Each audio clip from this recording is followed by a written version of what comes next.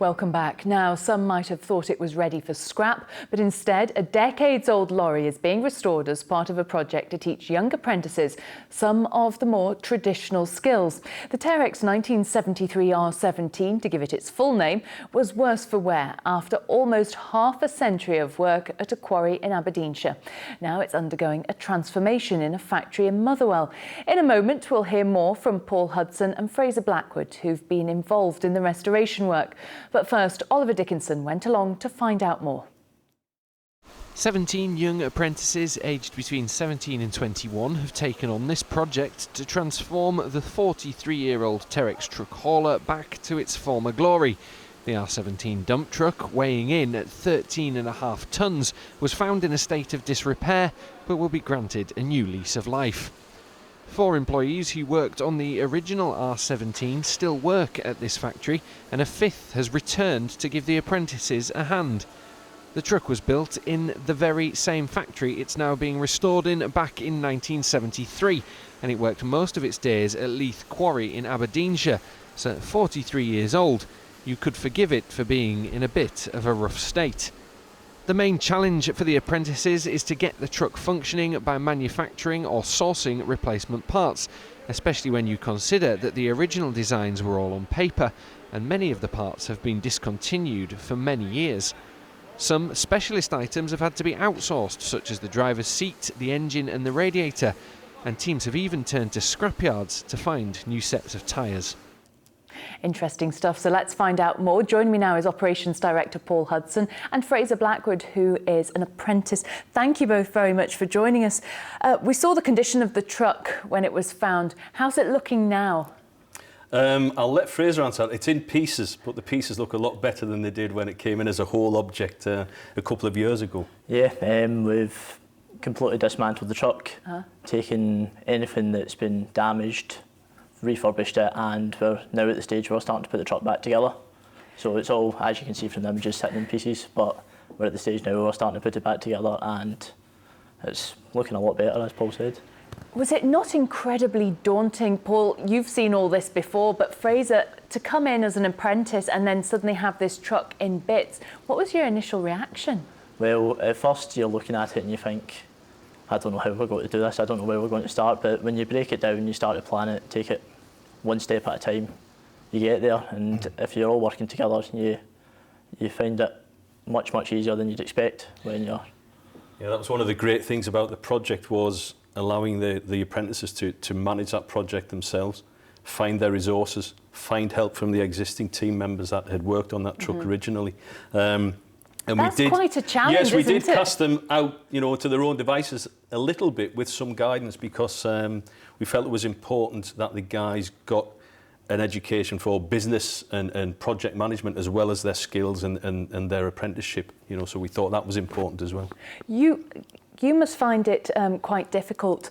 You're there to guide the apprentices, but you're setting them this huge challenge. Do you not sometimes, perhaps I'm thinking as a mother, you go, oh, I'll do it myself, I'll step in there. Well, or do you have to take that step back? You have to take a step back. I can't comment on some of the older hands in the factory who were involved with mentoring and helping the guys. I did take a step back and provided guidance, maybe on some of the supply partners we could talk to, but I'd let Fraser talk about how the guys reacted, the older guys at the factory reacted. Yeah, I mean, we have had help along the way. Obviously, there are guys at the factory that were working there and were in fact apprentices when the truck was built. Right. So they've been really keen to help us get it back to the way it sort of left and bring it back to its former glory, sort of thing. How many of the original designs did you have to work from? Much of the designs, as I say, were all paper drawings. We don't have access to all of them. We have managed to find the old service manual for the truck, some old drawings, but a lot of it we're having to do ourselves, try and manufacture stuff ourselves from scratch rather than doing it from a drawing. So what sort of skills do you think you've learnt so far? How far are you into this apprenticeship? At the moment, about 2.5 years into the 4-year apprenticeship, so just over halfway. But it's given us a chance to work independently on a project, which, as an apprentice, you spend a lot of time shadowing someone, learning from someone else. But it's given us a chance to do something on our own and develop our skills that way. So I think it's been beneficial in that sense. I think one of the key things for the apprentices was to get them to interact with other parts of the business that if they were purely in their apprenticeship box they wouldn't get to do. So they had to negotiate with other departments to get time and resource, to talk to suppliers and partners. So we thought we wanted to expand their apprenticeship experience above and beyond being an engineer, being a welder, being a manufacturing engineer, so to give them a flavour of a factory within a factory or a business within a business where they can't break anything, but they have to deliver the product at the end of the day. So how many apprentices have you got? We've got 17 currently. Well, 4 have just come out of their time and they've moved on to full-time jobs within Terex Trucks, and we're looking to take another 4 on school leavers as we move into the Easter and summer period. So we'll be back up to 17, hopefully. Fraser, has it always been something that you wanted to do? Is this a line that you're going to stick with for the rest of your career, do you think? Engineering was always something I wanted to do. I didn't originally look at the apprenticeship route. Originally I went to university, but after spending 6 months to a year at university, I looked at the apprenticeship and I thought that's also a really good way to go about it. You know, you can learn on the job rather than spend your time at university and then coming into a job after 4 or 5 years with no experience. So the apprenticeship was something that really appealed to me when I started looking at it in that sense. Manufacturing, it's a great, exciting thing to do and a good environment to work in. And we have a strap line within the business. You know, we're in it for the long haul. That's one of our advertising strap lines. And these guys have started their long haul in what hopefully will be a successful and fruitful career. I've got to finally ask you, what's going to happen to the truck once it's all finished? You're not going to dismantle it again, are you? For the next lot of apprentices? No, obviously we're very proud of our heritage at Terex Trucks, so we're going to use it to show our heritage. And we're going to run it alongside and demonstrate it alongside some of our newer products. So it's always important to look back at your heritage and where you've come from and your foundations.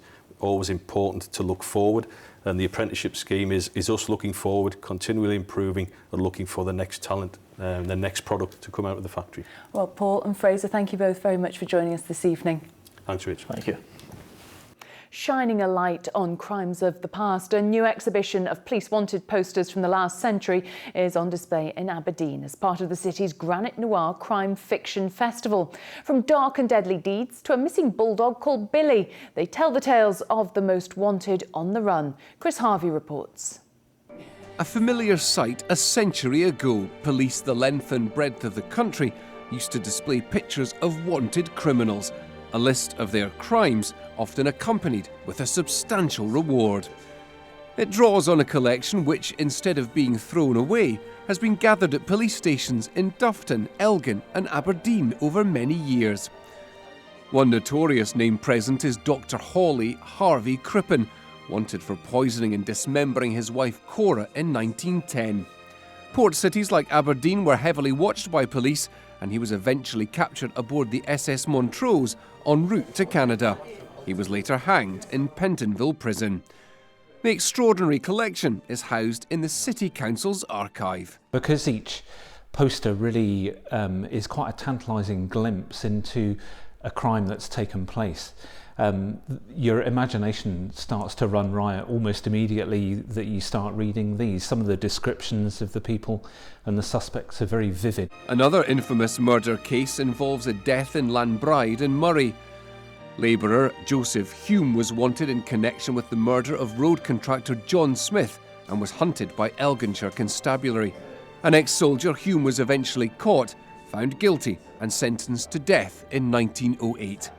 His was the last execution to take place in Inverness and only one of 6 in Scotland in the first decade of the 20th century. The exhibition complements the city's Granite Noir Crime Fiction Festival, and you can catch it, if you're not caught before that, until the 28th of February. Chris Harvey, STV News, Aberdeen. And that's it for the moment from all of us here on the STV News team. Enjoy the rest of your evening. Bye for now.